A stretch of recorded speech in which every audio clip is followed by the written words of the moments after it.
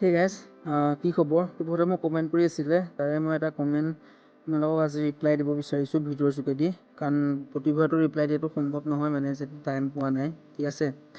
তো কমেণ্ট কৰিছিলে মোক, এইবাৰ অগ্নিবীৰ একচেপ্টেড কাট অফ কিমান যাব পাৰে, যোৱা বছৰ কাট অফ কিমান গৈছিল? দাদা কিমান পালে তোমাৰ নাম আহিব ফাইনেল মেৰিট লিষ্টত? সুধিছে মোক, মানে কিমান নাম্বাৰ পালে ফাইনেল লিষ্টৰ নাম আহিব আৰু যোৱা বছৰ কাট অফ কিমান গৈছিল আৰু তাৰ ওপৰত ভিত্তি কৰি এইবাৰ মানে এক্সপেক্টেড কাট অফ কিমান যাব পাৰে, ঠিক আছে।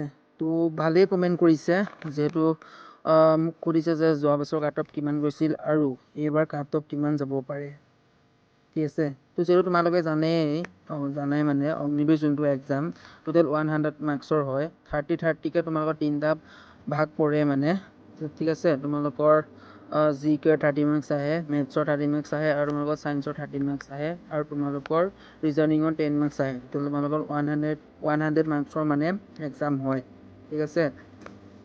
তো মোৰ ফালৰ পৰা, মোৰ নিজৰ এক্সপিৰিয়েঞ্চৰ ফালৰ পৰা কৈছোঁ, মানে এই বছৰটো এতিয়া কথা নকওঁ, মেইন আহোঁ যোৱা বছৰ কাট অফ কিমান গৈছিল, ঠিক আছে। মানে আমাৰ নৰ্থ ইষ্ট নহয়, আমাৰ অকল আছামৰ কৈছোঁ কাট অফ কিমান গৈছিল। মানে আমাৰ যোৰহাট এয়াৰৰ কাট অফ গৈছিল 150+, ঠিক আছে। চবতকৈ ল' কাট অফ ক'বলৈ গ'লে আমাৰ আছামৰে কম যায়। বাকী তোমালোকে যদি পঞ্জাৱ হাৰিয়ানা ফালে UP ফালে যদি যোৱা, তাত মানে বহুত হাই লেভেল কাট অফ যায়, ঠিক আছে। মেক্সিমাম 180+, 185+ কাট অফ যায়, ঠিক আছে। তো যোৱা বছৰ আমাৰ কাট অফ গৈছিল 150+ গৈছিল আছামত, ঠিক আছে। তো তাৰ ওপৰত যদি ভিত্তি কৰি চাওঁ, এইবাৰ এক্সপেক্টেড কাট অফ 155তকৈ ওপৰত যাব, ঠিক আছে, 160+ যাব। কাৰণ যোৱা বছৰ বহুতো কেণ্ডিডেট আহিছিল, কিন্তু আমাৰে নিজৰ বেটছত বহুতো ল'ৰা আহিছিল, বহুত দূৰৰ পৰা ল'ৰা আহিছিল, কিন্তু বহুতো ফেইল কৰি মানে নিজৰ ঘৰলৈ গুচি গ'ল ন।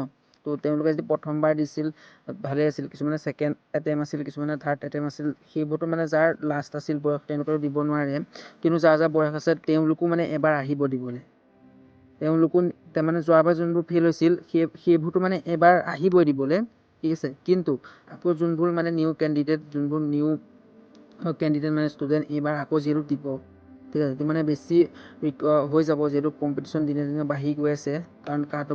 কাৰণ যে মানে কেণ্ডিডেট বেছি হ'ব, সিমানে কাট অফ বেছি যাব, ঠিক আছে। তো যোৱাবাৰে ইমান এটা হাই কাট অফ গৈছিল, তো তাৰ ওপৰত ভিত্তি কৰি আমি এইবাৰ ক'ব পাৰোঁ যে যোৱা বছৰতকৈ এইবাৰ কাট অফ অলপ বেছি যাব। তোমালোকে যিহেতু গম পোৱাই যোৱা বছৰ SSC কাট অফ কিমান গৈছিল আৰু এইবাৰ কিমান হাই কাট অফ গৈছিল, ঠিক আছে। তো ছেম মানে অগ্নিবীৰৰ ক্ষেত্ৰতো তেনেকুৱাই হ'ব, ঠিক আছে। কাৰণ বহুতে চাকৰি বিচাৰি আছে আৰু অগ্নিবীৰ এটা ভাল জব। বহুতো যদিও প্ৰথমত মানে দিব বিচৰা নাছিল, কিন্তু এতিয়া কিন্তু অগ্নিবীৰ লাহে লাহে আহিবলৈ ধৰিছে, ঠিক আছে। তো এটা ভাল জব হয়,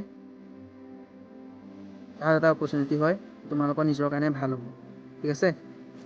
তো কমেণ্ট কৰিছিলে কি এবাৰ কিমান পালে নাম্বাৰ আহিব, ঠিক আছে। তুমি যদি এবাৰ মেক্সিমাম যদি 150+ যদি পাই থোৱা, নিশ্চয় নাম আহিব, ঠিক আছে। যোৱাবাৰতো আমাৰ 150+ গৈছিলে, কিন্তু মেক্সিমাম যদি 155 যদি প্লাছ নাম্বাৰ এটা পাই থোৱা, যিমান বেছি পাই থোৱা তোমাৰ নিজৰ ওপৰত ভাল, কিন্তু 155 ওপৰত মানে পালে তোমাৰ নিশ্চয় নাম আহিব, ঠিক আছে।